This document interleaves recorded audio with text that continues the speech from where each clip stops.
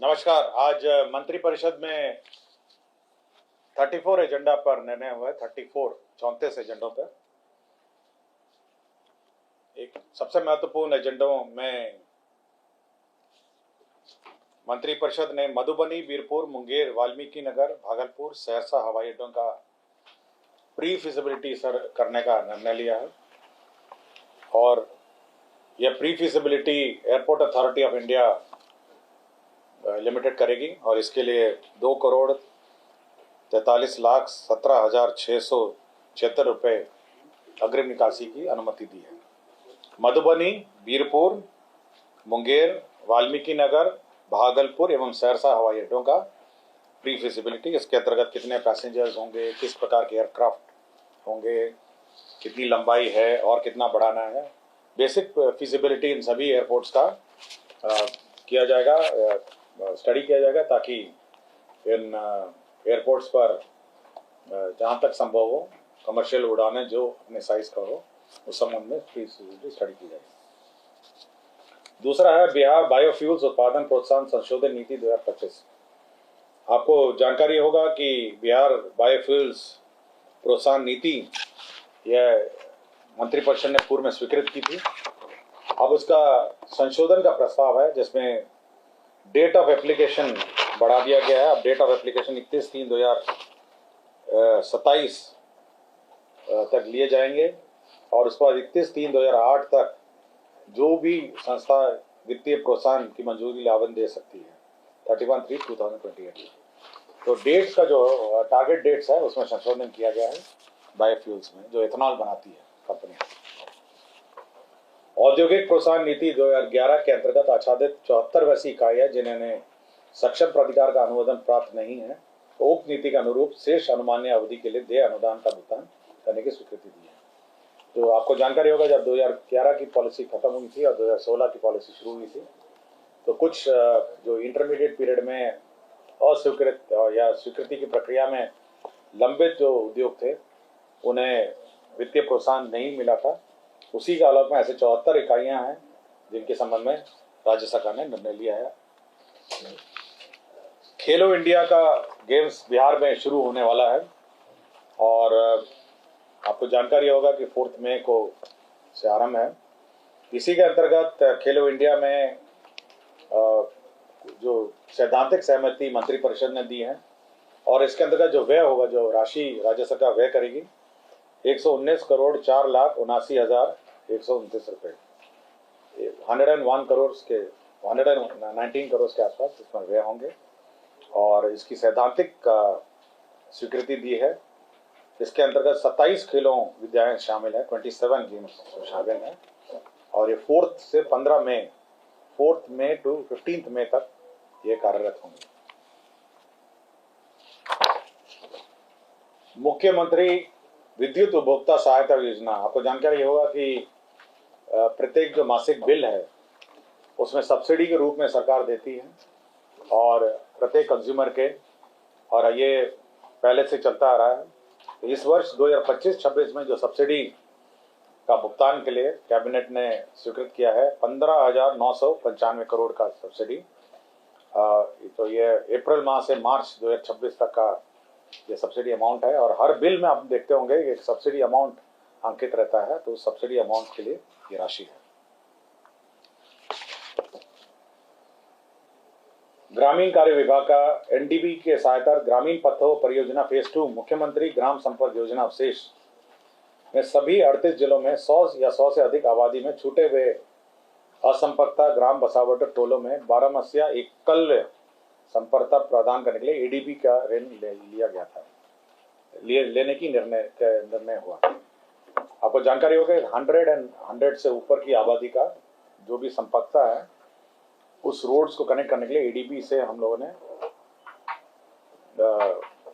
NDB से हम लोगों ने अप्रोच किया था, जिसमें 8,283 किलोमीटर ग्रामीण पथों का कार्यान्वयन के लिए पूर्व में स्वीकृत किया गया था और निर्णय लिया था।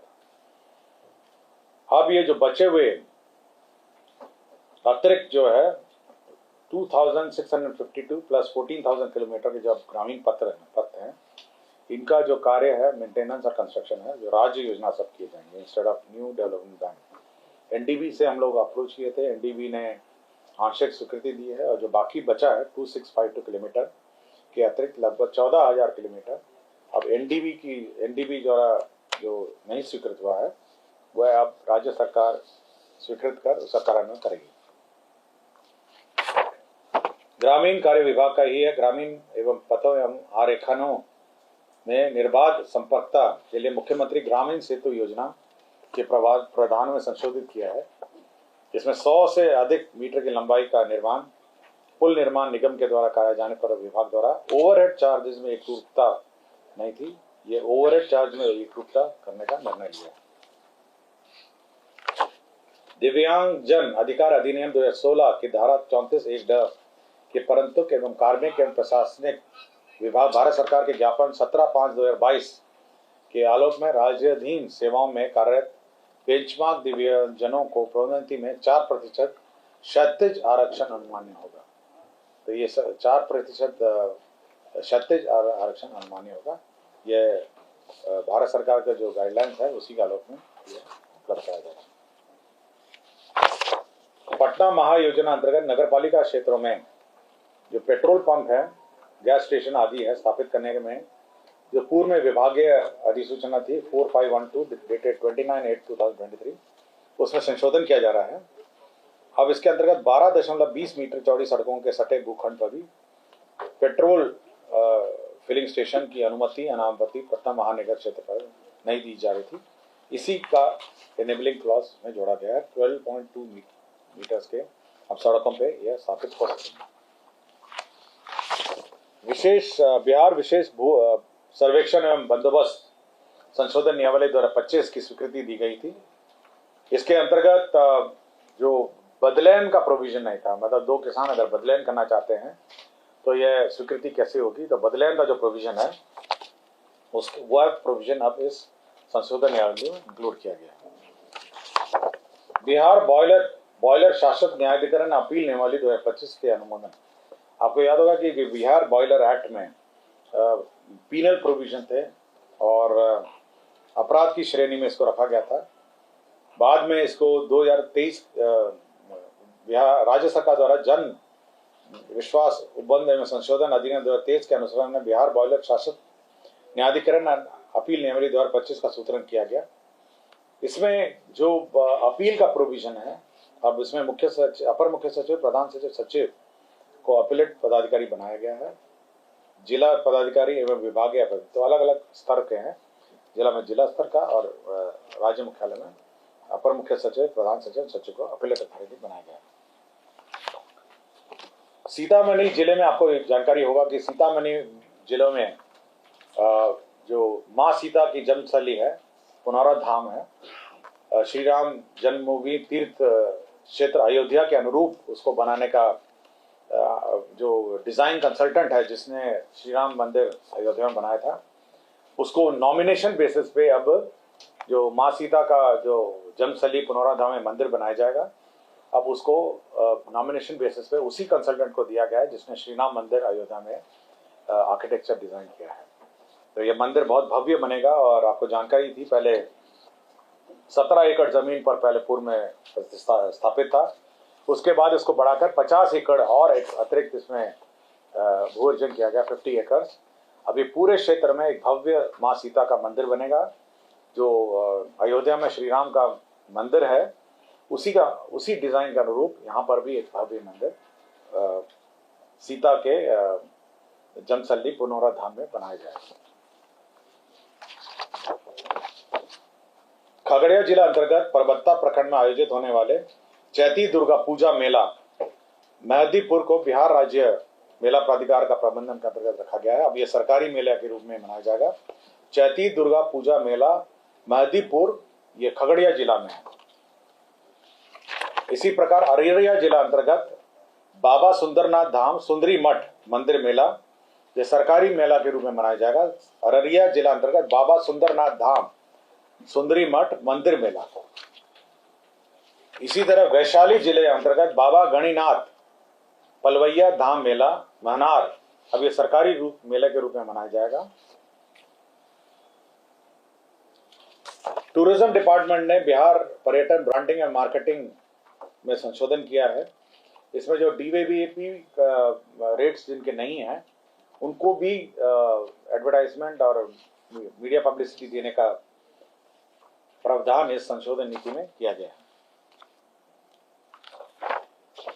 शिक्षा विभाग का जो माननीय मुख्यमंत्री जी के प्रगति यात्रा में जो डिग्री कॉलेज स्वीकृत हुए थे, जिसमें पश्चिम चंपारण जिले में अंचल मधुबनी, वैशाली जिले अंतर्गत गरौल, बेगूसराय जिले अंतर्गत शामो, गया जिले के अंतर्गत इमामगंज, कैमूर जिले के अंतर्गत अंचल अधौड़ा, बांका जिले के अंतर्गत कटोरिया, मुंगेर जिला के अंतर्गत अंचल असरगंज तथा जमुई जिले के अंतर्गत अंचल चकाई, इसमें इस डिग्री कॉलेज स्थापना का जो निर्णय है वह प्रगति यात्रा के दौरान माननीय मुख्यमंत्री जी की यात्रा में लिया गया था।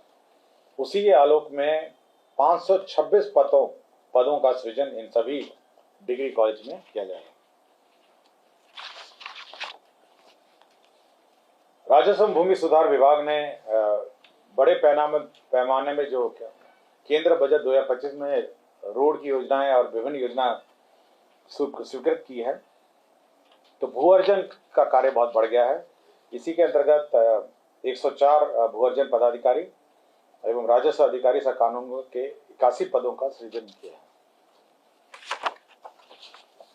स्वास्थ्य विभाग के अंतर्गत आयुष चिकित्सा पदाधिकारी का एक मूल कोटि जो पद है वह राजभवन में सृजित किया है। इसके अंतर्गत आयुर्वेदिक पंचकर्मा इकाई वहां पे स्थापित किया जाएगा और उसको सुचारू रूप से चलाया जाएगा।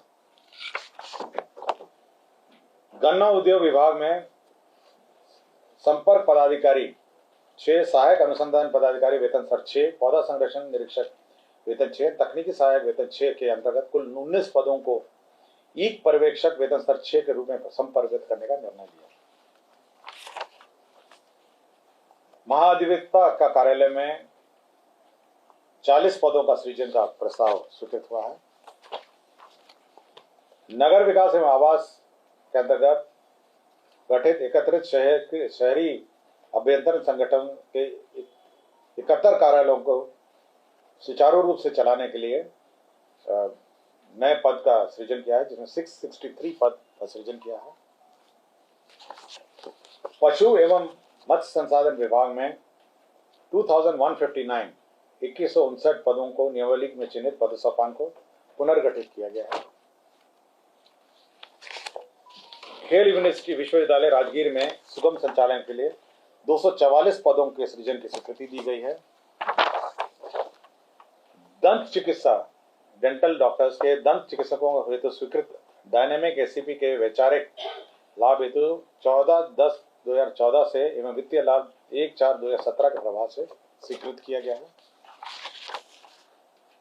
ये भूमि स्थानांतरण का है। जमुई जिला अंतर्गत राष्ट्रीय उच्च पथ 333C में जो भूमि है, विभिन्न मौजों में अवस्थित भूमि है, कंपल्सरी फॉरेस्ट के लिए पर्यावरण वन एवं जलवायु परिवर्तन विभाग को निःशुल्क अंतर विभागीय हस्तांतरण किया है।